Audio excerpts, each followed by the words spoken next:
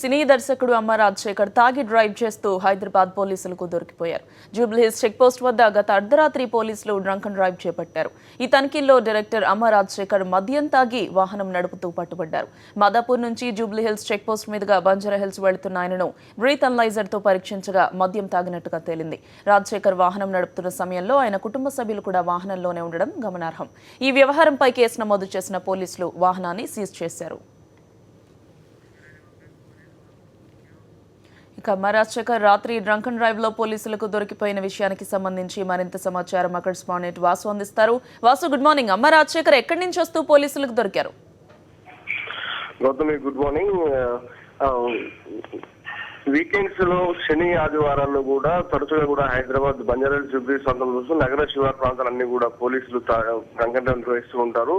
అయితే తాజాగా Jubilee check post లో కూడా పెద్ద ఎత్తున కూడా సినీ ప్రముఖులు కావచ్చు, రాజకీయ నేతలకు సంబంధించి వీఐపీలకు సంబంధించి కూడా తరచుగా వెళ్తూ ఉంటారు. అయితే ఇదే క్రమంలో రాత్రి 11:40 ప్రాంతంలో కూడా బంజారాహిల్స్ ట్రాఫిక్ పోలీసులు జూబ్లీ చెక్ పోస్ట్ ప్రాంతంలో తనిఖీ నిర్వహిస్తున్న నేపథ్యంలో కూడా సినిమా దర్శకుడు అమ్మ రాజశేఖర్ కుటుంబ సభ్యులతో కలిసి కూడా మాదాపూర్ మీదుగా జూబ్లీహిల్స్ వస్తున్న నేపథ్యంలో కూడా పోలీసులు తన వాహనాన్ని ఆపడం జరిగింది. అదే స్వతహాగా డ్రైవింగ్ చేసుకుని వస్తున్న రాజశేఖర్ కూడా బ్రీత్ అనలైజర్ చెక్ చేసిన నేపథ్యంలో ఆల్కహాల్ కంటెంట్ 57% ఉండడంతో కూడా పోలీసులు ఆ వాహనాన్ని స్వాధీనం చేసుకున్నారు. మరోపక్క అమ్మ రాజశేఖర్ తో పాటు కుటుంబ సభ్యులు పిల్లలు కూడా ఉండడంతో కూడా అతన్ని వాహనాన్ని మాత్రం స్వాధీనం చేసుకుని అతన్ని వదిలేయడం జరిగింది. ఆ తర్వాత రేపు తర్వాత గోషామహల్ స్టేడియంలో కౌన్సిలింగ్ ఉంటుంది. ఖచ్చితంగా అంటే ఎలాంటి డ్రంక్ అండ్ డ్రైవ్ చేస్తే ఎలాంటి పరిణామాలు ఉంటాయి, ఏ విధంగా మనం తనగా ప్రమాదాలకు గురి కావడం కాకుండా వేరొకరి ప్రాణాలు కూడా బలి తీసుకునే అవకాశం ఉన్న నేపథ్యంలో కూడా డ్రంక్ అండ్ డ్రైవ్ చేయడం మంచిది కాదని చెప్పి అనేక సందర్భాల్లో సినిమా హీరోలు, సినీ ప్రముఖులతోటి కూడా